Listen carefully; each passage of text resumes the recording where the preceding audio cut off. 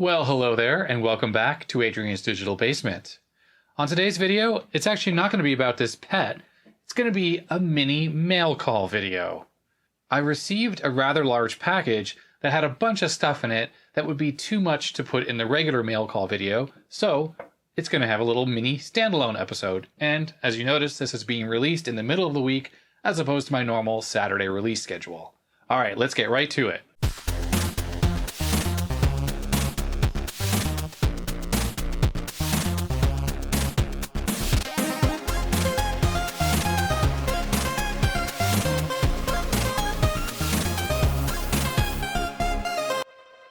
So we have a rather large package from Phil in Kent, England. It's a bit big, so I can't even fit on the desk, so I'm going to open it on the floor. Oh boy! Look at what's in here! Wow! A ZX Spectrum Plus. I don't know if that's what's in here, but in the original box. This is incredible. Wow. Okay, let's see what else is in here. Lots of bubble wrap. There's a power supply, something wrapped up, and it smells old, whatever it is. Oh boy, I recognize what this is, everyone. It's the ZX Spectrum printer. Now, funny, this is actually the second one I have. This is a crazy printer where I think it does some kind of shorting on this metallic paper. It burns it or something. The one I have completely doesn't work. It's a mess. And I tried to get it working and it was impossible. So this one may work better, but I heard these are very, very unreliable. So this may not work either. And then there's something in the bottom, which is really heavy. And then for Mr. Black. And let's move this. Wow, this box here feels like it's full of books or something. All right, before I open anything else, let's check out the letter. All right, Phil writes, from our email exchanges back in November 2019, and speaking with some friends at work about your digital basement, please find enclosed a Spectrum Plus, status unknown, a working Windows 98 laptop, that's gotta be what's in here, with a floppy and DVD drive, both untested, and assortment of tools and gadgets from our favorite online store that we thought you'd like. Really enjoy your content. Keep up the good work. And he writes at the bottom, P.S. My last job was working in a factory where we assembled and tested surface mount circuit boards. We used a fancy version of the enclosed vacuum pump to handle IC chips during rework and manual assembly. It was an excellent way of moving them around without contaminating or damaging their legs. The enclosed are unused and untested. Hopefully they work just as well and you can find a good use for them. We also had syringes and little bottles and different tips to dispense various liquid fluxes and IPA solvents in localized areas during rework. Again, hope the included are of use. Wow, Phil, okay. This is obviously the Windows 98 laptop, and boy is this heavy. So let's take a look at what's in the box. Ooh, lots of goodies. Okay, let's see here. So I'll unpack everything first.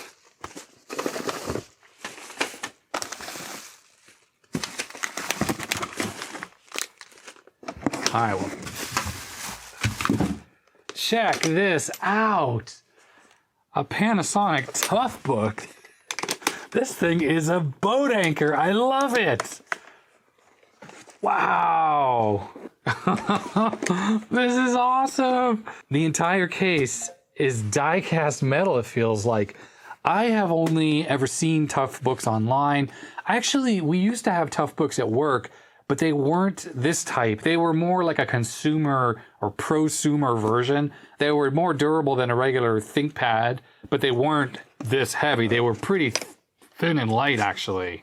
Here's the floppy drive Phil was talking about, and obviously this comes out. It looks like you probably flip this and maybe out like this, and you can slide this out. So there's the floppy drive module. And in here, nicely wrapped, thank you very much, Phil.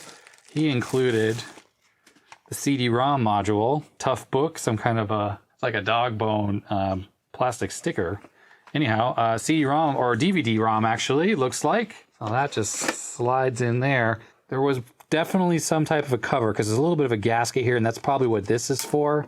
So something covered that, probably to keep it water resistant. This power supply that he included, yeah, this says Panasonic, so that's got to be the one. It's just a standard figure 8, and of course this will be multi-voltage, so this will work great in the US here.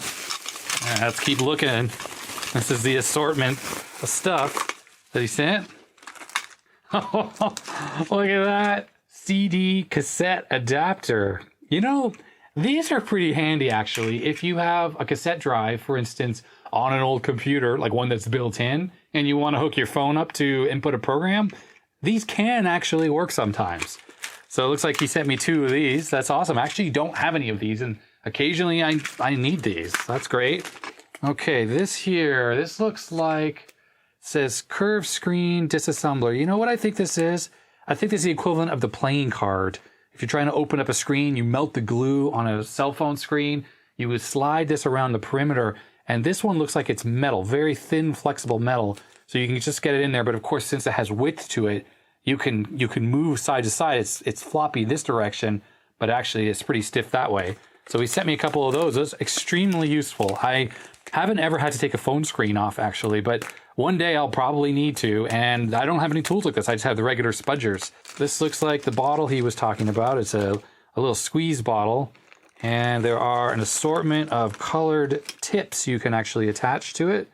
So that's handy. I actually have some of these, not the exact same ones with replaceable tip, but I bought them off Amazon. I think a pack of 100, and it came with a metal syringe tip. And yes, I keep my silicone lubricant and other things, like I have Deoxit in them. So if I just need to apply a couple drips in a specific location, these are perfect. Okay, in this little bag here, this appears to be the little vacuum that he was talking about.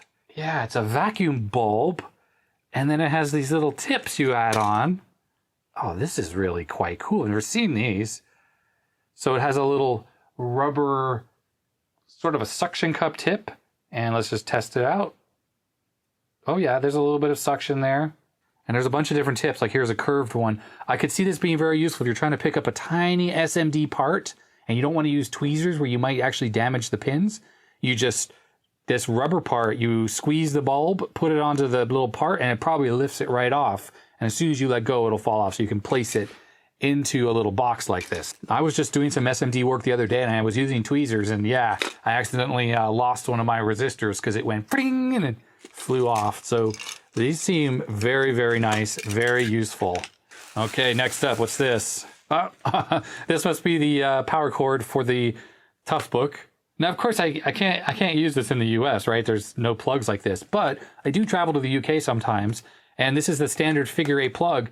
I think my laptop uses this connector, the one I usually travel with, and this will actually be perfect. If I go to the UK, I just bring this, and that way I'm not using those death adapters, as Big Clive calls it. Those very sketchy things you adapt your American plug. I have a few of those, and none of them are fused, so it's extremely dangerous because a UK mains plug always has a fuse in the socket here.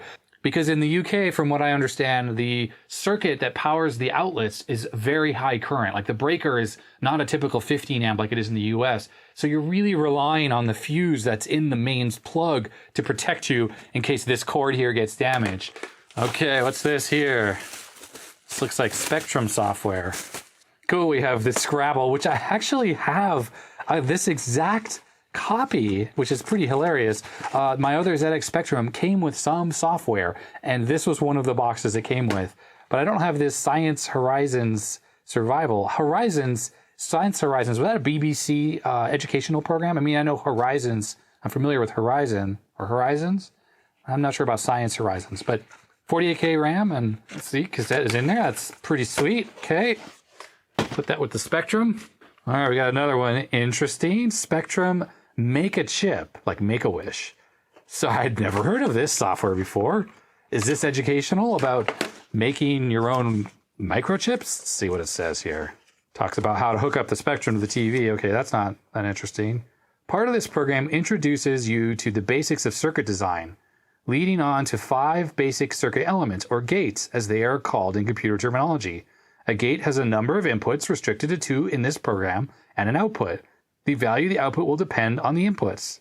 And you can use and or not, NAND or NOR gates. Interesting. So it's pretty simplistic, but it does say it needs 48K, so it can't be that bad. But I'll be really curious to see what this is like. That's pretty cool.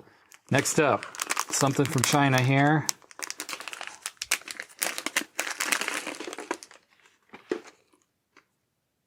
right, what is this exactly?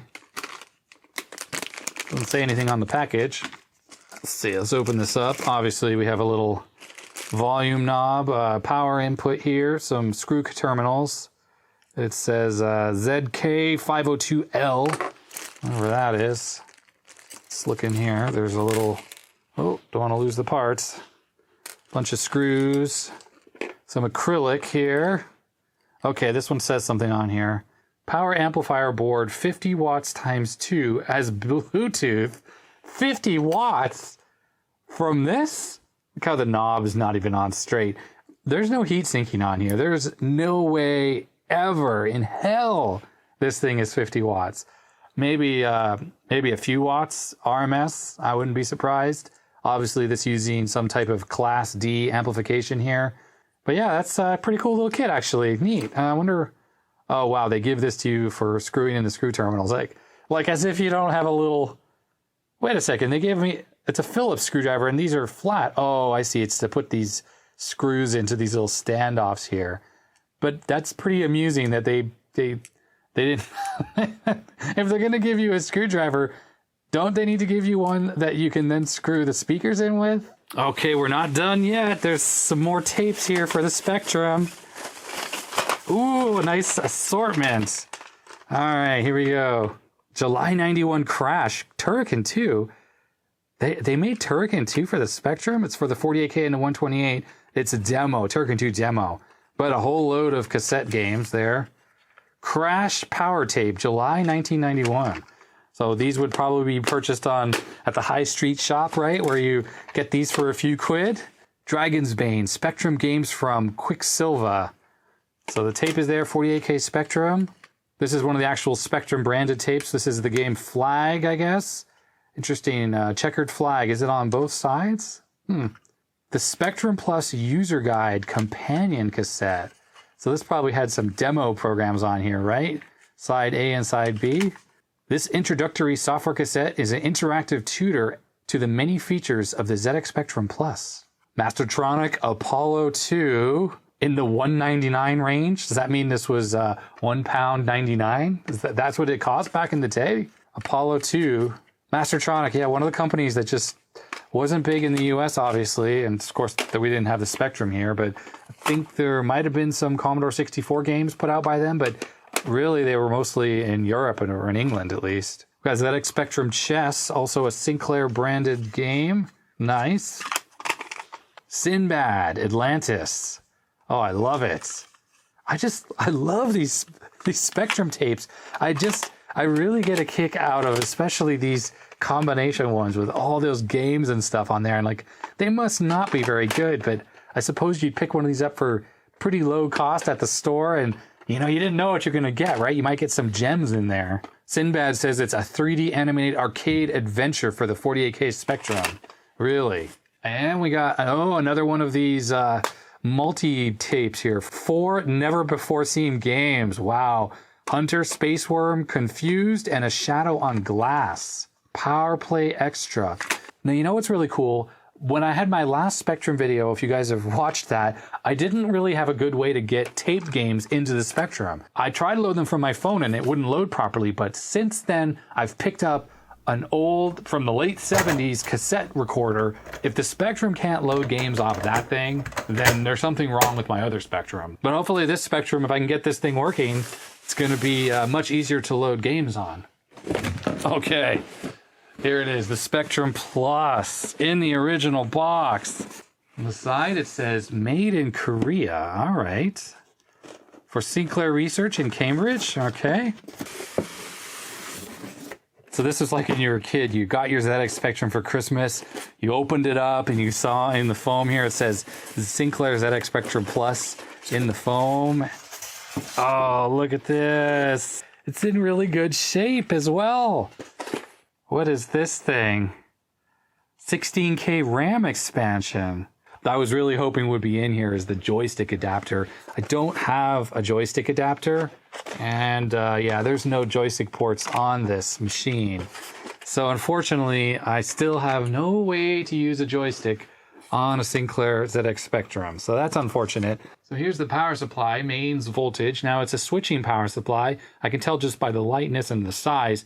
This power supply says it's center positive, which is opposite of the original ZX Spectrum I have. So I need to check into that and see if this cable was reversed. I don't have a way to plug this in here to even test it, even though it supports the voltage here. But yeah, let me know if this is the original power supply. And then there are some tapes here, and these are actually, look, this is for the ZX81 super programs for 1K machines.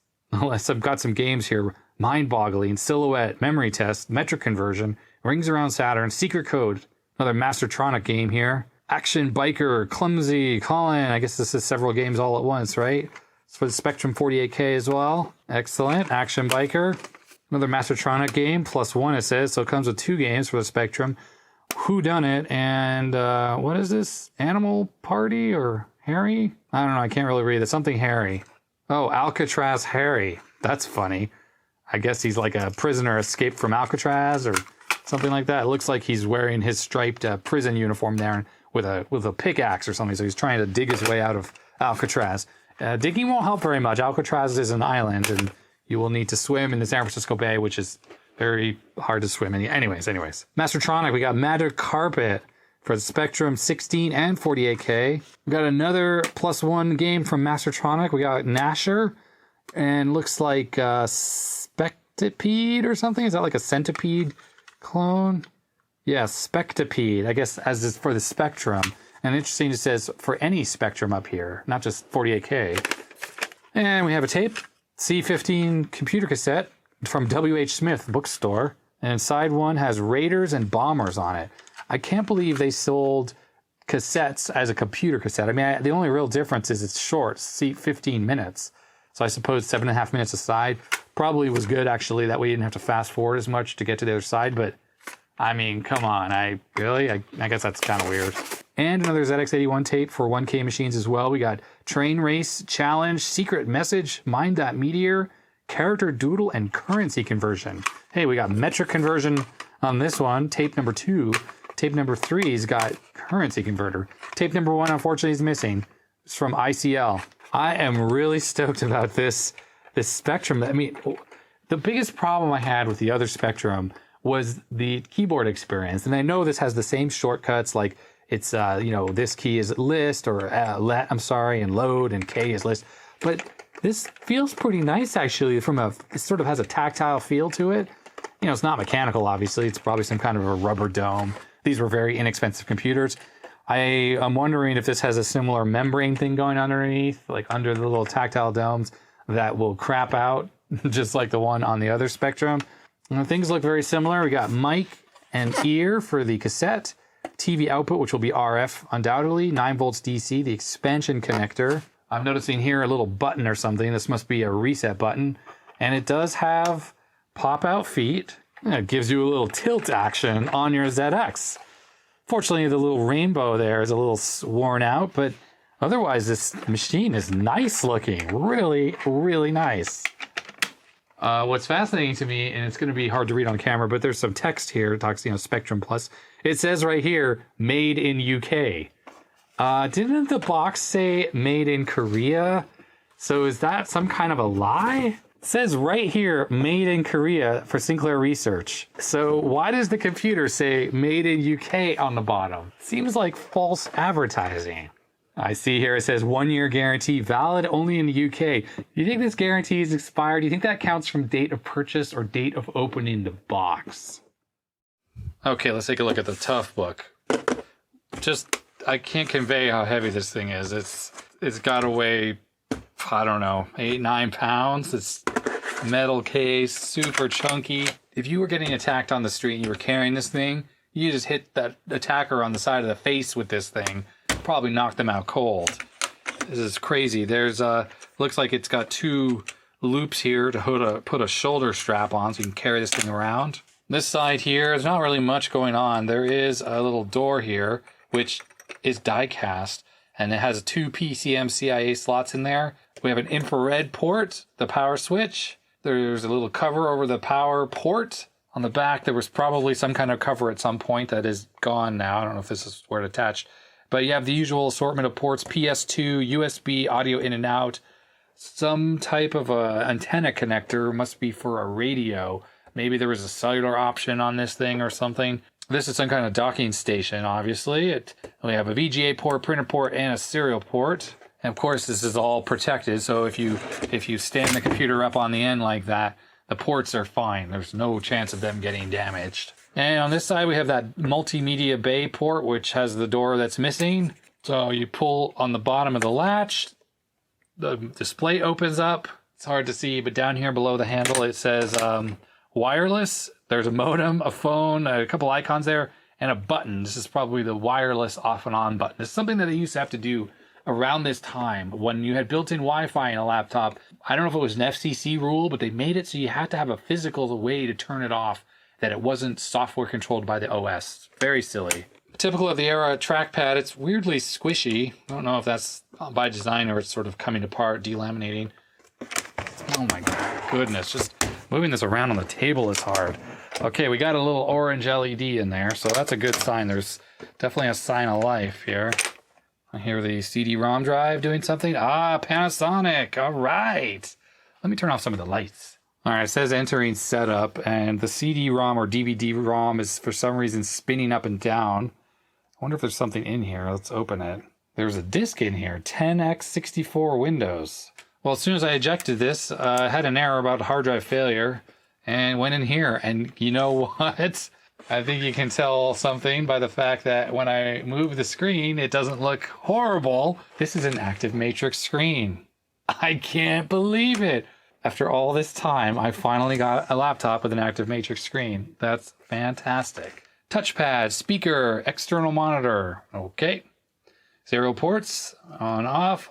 We can change it between IRDA and the port replicator. Well, I don't have the port replicator, so that'll stay. Bidirectional and unidirectional. Automatic, whether it's auto or disabled. Enable the sound settings.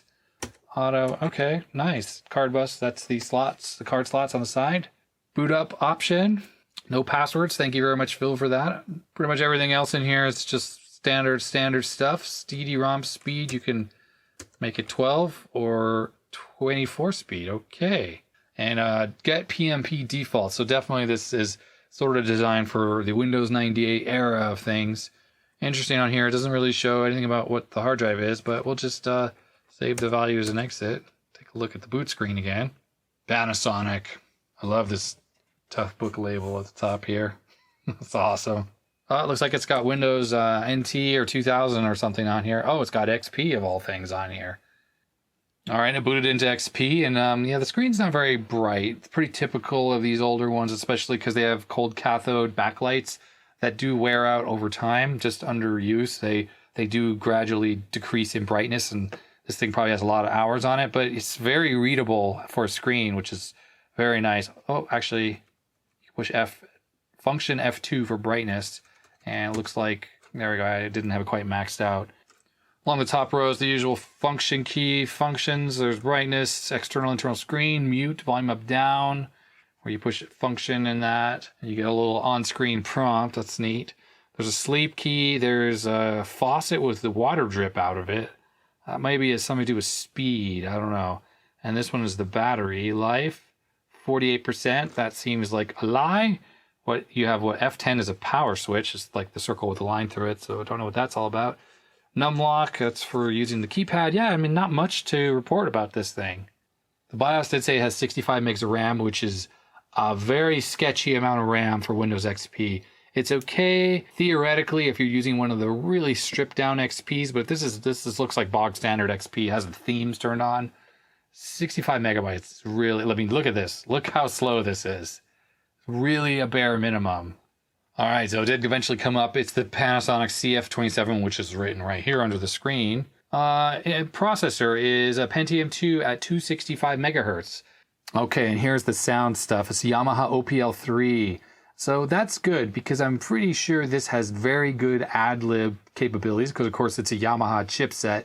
And I'm pretty sure this does support DOS. So I'll definitely blow this Windows XP away and install Windows 98 on here, because that will actually run at an acceptable pace. And then it'll be interesting to see how good this thing is at running DOS. But Yeah, I'm stoked. This thing is great. It works well. And this screen is unbelievably better than those other laptops. Okay, I just wanted to see the graphic adapter. It has a Neo Magic Graph 128. Oh, the trackpad is does not work very well. You have to like really push hard on it, and then it's okay. But if you push lightly on it, cursor kind of randomly does things. Well, I've spent some good quality time with this laptop, and things are working quite nicely now. So I have Windows 98 installed on this machine, and it's working nicely. It was a little touch and go getting it installed. It was a bit strange on the initial blanking of the hard drive and installation of Windows 98, second edition I might add. The computer would blue screen, and it was actually not quite done with the setup, but it seemed like it had something to do with the auto detection of drivers. So I basically kind of powered through by going into safe mode, exiting safe mode, and then installation resumed. And then we got to this point where Windows 98 is now properly installed on the machine. Now I have identified one fault with the machine so far, and it's the internal speaker is not working. I do have external speakers currently connected, and you will hear the startup sound in a moment.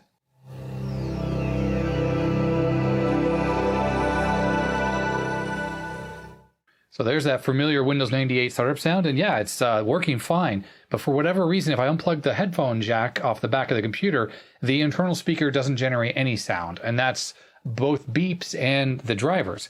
And at first I thought I was dealing entirely with driver issues, but then I realized that I wasn't hearing any regular beeps even in DOS or the BIOS, outside of Windows. So now that I have the speakers hooked up externally, all the sound seems to be working normally. So again, I think there's a fault with the speaker inside the machine. Perhaps there's a bad capacitor or something too that's killing the amplification. I'm not quite sure.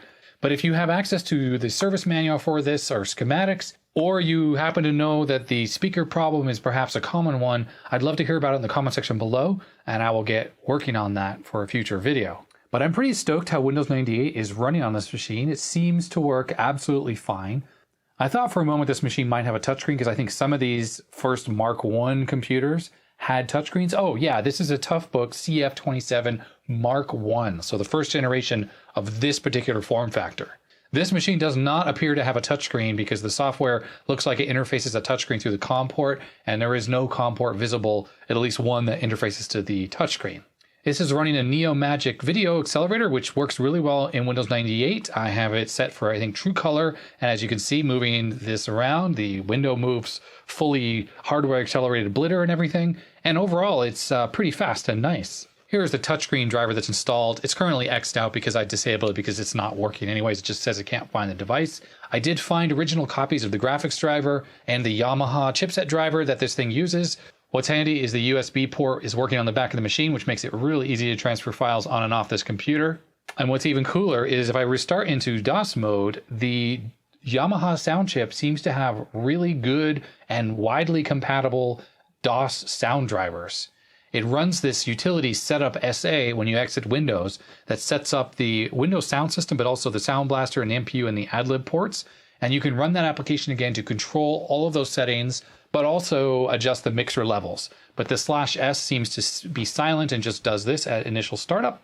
And let's run Doom, which I copied onto the machine off of this thumb drive here. All right, this actually leads me to something that is weird that's happening on this machine. I ran Doom, it froze, I hit Control Delete, and now we just have a black screen. The machine seems to do this occasionally, and I'm not quite sure what's going on because if I power it off, actually it doesn't even power off. It makes a beep sound. I think if I hold the power switch down, will turn off, and the machine will boot back up normally, and then it will run seemingly normally. I left this running memtest86 overnight, no issues. I left it running Doom with the attract mode, which is sort of the demo that it plays with the sound and, it's controlling the game for you. I left that running for hours and hours and hours, no issues at all. But occasionally this machine acts a little strange where, yeah, it Control Delete sort of locks up and programs stop working. But it's strange because all I need to do is power cycle it and it will work normally. Okay, I've rebooted. Let's give this another test. Here we go with Doom again. No, this time it's going to work. If it gives me that black screen on first launch, that's when I know it's going to have a problem. So you probably noticed that text mode has scaling, but it's rather ugly scaling. Compared to graphical games like this, Turn down the sound. So the display is 800 by 600 native resolution, and this is running, what, 320 by 240, so it upscales that to 640 by 480, so you end up with bars around the edge. You know, overall, this seems to work really well. No complaints. So it is nice. This is the DVD-ROM drive. It works perfectly. I use it to install Windows 98. The floppy drive is installed in the machine right now. That works fine too. It's able to boot DOS disks without any kinds of issues. This Toughbook label that came with the computer is for putting on top of the cover right here in this spot. I do like that that was included, but I actually prefer the case the way it looks like this without the Toughbook logo there. As you might notice, the computer's not attached to power right now, and it's still working. The battery in this actually works relatively well. I don't know how long it originally lasted for, but I left this running for maybe an hour, and it seemed to stay on that entire time. So that's pretty crazy that that works. Now on this side of the computer, it has the door for the PCMCIA slot, and it looks like you could take the hinges off by unscrewing them right here. But I would love it if I had the door for this side of the machine. It's missing for the bay here, and it looks like the screws were just removed on both sides, and that was taken out at some point. Probably just because if you're using the drive frequently, to have the cover on there is a pain. But I would love it if it was back on there, because I'm not going to be using that drive very often, and it would be nice to have that little bit of extra dust ingress capability. Same for the back cover here. There's two screw holes here and here where this cover would have screwed on, so it's missing unfortunately as well. It would be pretty kick-ass to have both of those covers. Now earlier when I was unboxing this video, I mentioned there were two release tabs right here, there and there, and I thought that maybe those were for the docking station. Well, it's kind of obvious that that's not the case, and this is actually to remove this cover on the bottom, which when it's opened, you have access to the hard drive, the RAM, and the battery. So I can just lift this battery right out of here. Odd as there's an extra DIN port there, I would imagine that is probably for external charging of the battery packs. You could probably take these out and plug a charger just directly into that and charge these up. This is what appears to be the speaker right there. It doesn't seem to be damaged or poked through. So I don't know how much disassembly this thing is going to require to get access to that, but I might poke around a little bit, but that'll be probably for a future video. Looks like you just pull this little tab here and that disconnects to the hard drive. Look at that. The hard drive is in this giant caddy thing here. It's probably some kind of shock absorption. There's a sticker on here that says data erased. Now I'm noticing there's a little toggle switch right here. So let's flip that and see what happens. Well, what did I just do to this poor computer? Definitely the sound is not working. That was not a sound switch. Flip this little toggle switch back the other way. Well, it's booting now, so I have no clue what that little switch is for, but it seems to make the computer not boot. So there we have it, the Toughbook CF27. Thank you very much, Phil, for sending this thing along. I totally love this laptop. Okay, it's time to take a look at the Spectrum Plus. First thing I need to do is crack this thing open and figure out the polarity on the input jack.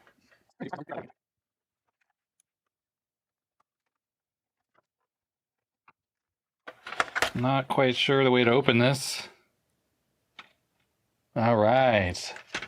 So it looks exactly like the other Spectrum with these terrible ribbon cables. I'm just going to leave these ribbon cables connected. I'm not going to pull them out. The design of the motherboard looks a little different than the one I've worked on before, but from my understanding, the motherboard is compatible with the other one. Like they're interchangeable between them. The difference is the heatsink is up here on this one. On mine, it's down in the lower section. This has this reset button attached, which is on the side here. Although I think I read online it's super primitive and it just shorts out across the reset line or something like that, shorts it to ground.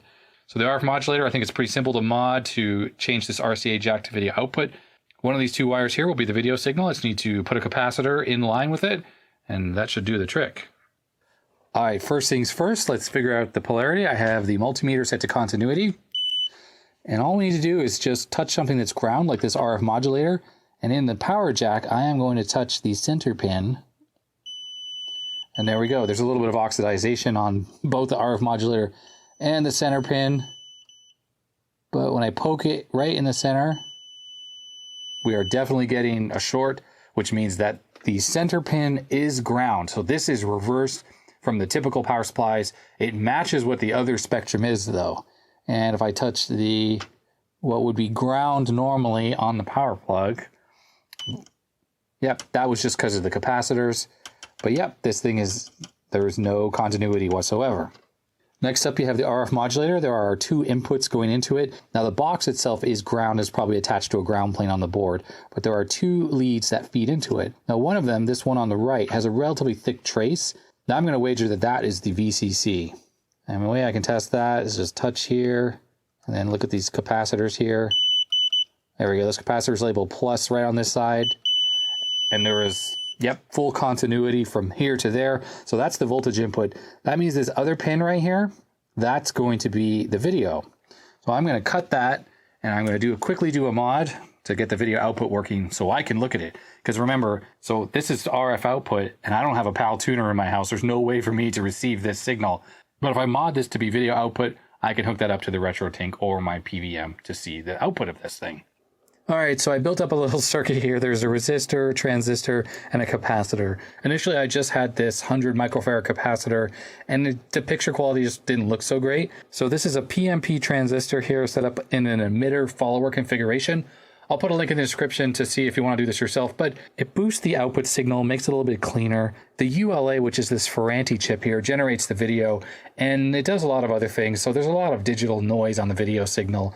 It's part of the low-cost nature of this entire computer, but I think this helps a little bit. Maybe, maybe not. I've powered up my bench power supply, and I have the DC output connected. I have reversed the cables here, so the positive and the negative are swapped. But just to make sure that the center is negative, I'm going to put the negative terminal from the multimeter in there, and we'll check out what we're getting. 9 volts, and there's no negative symbol there, which means this is the correct polarity for the spectrum. Now, I know it works already, at least to this point, because I tested it already while I was making the video circuitry. So the Spectrum Plus is a 48K spectrum. It's basically the same as that older chiclet rubber keyed version of the Spectrum. The only real difference is this has a larger case and a keyboard that does feel quite a bit better to type on. The motherboard is also a later revision than the earlier one that I have. I think mine is an issue 2, which is one of the more difficult to use and buggy versions. Probably explains why I had so much trouble loading tapes if you watched any of my previous Spectrum videos. Now this keyboard here, I think is the same underneath as the other one. It's a membrane. These 2 ribbon cables go down onto the motherboard, and they're very flaky. And let's see, so let's see, are these keys, you know, some of the keys are working. Okay, so why you key? It works. 5, 6, 7, 8, 9, 14, 15, 16, 17, okay. Okay, and a bunch of keys on the bottom aren't working either. Z, X, C, V, V works, and period. Arrow keys. The arrow keys not space works. So just a general mishmash of keys that aren't working properly. So almost certainly, I think the problem is probably going to be these connections right here. So I think I'm going to need to disconnect this. And most likely these ribbon cables have degraded. I'll need to do the old trick where you cut a piece off and then you try to stick the freshly cut piece back into these connectors and see if that restores the keyboard. Well, this is the part I'm talking about here. Sort of traces are printed on this plastic here, and it's all just very flimsy. And, you know, I don't know how good the contact is that's being made. Probably the first thing I should just do is try a little Deoxit in here. Just see what happens if I try to get this in again. Yep, okay, it's plugged in now, and it's actually worse. Now even less keys are working. I'm just going to have to cut off the ends and try again. Well, even with the ends cut off, it's the same exact problem, actually. The same set of keys don't seem to work. Yeah, the same keys aren't working. Like this row up here just does nothing. So I'm really wondering if there's a problem inside the membrane here, like underneath this thing. Luckily, there's screws holding this together, so it will be possible to take it out. But yeah, no, not working very well. All right, I put the Spectrum back together, and unfortunately the same keys that weren't working are still not working. So anyways, I think I'm just going to give this thing a good clean because not much more I can do. Unfortunately, I can't test any of the software, well, because my other Spectrum doesn't really load software, and this one has a keyboard that doesn't work. So I'm going to have to get a keyboard membrane for this thing so I can restore it back to working operation.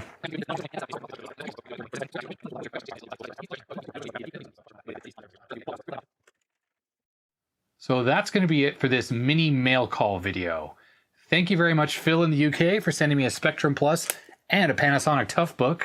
Both awesome machines, not to mention this nice assortment of stuff behind me.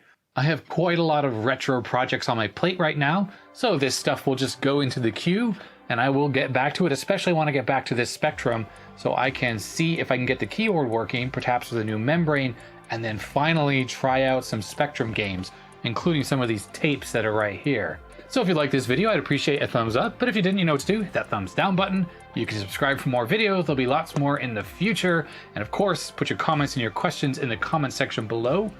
And thank you very much for watching. Stay healthy, stay safe, and I'll see you next time. Goodbye.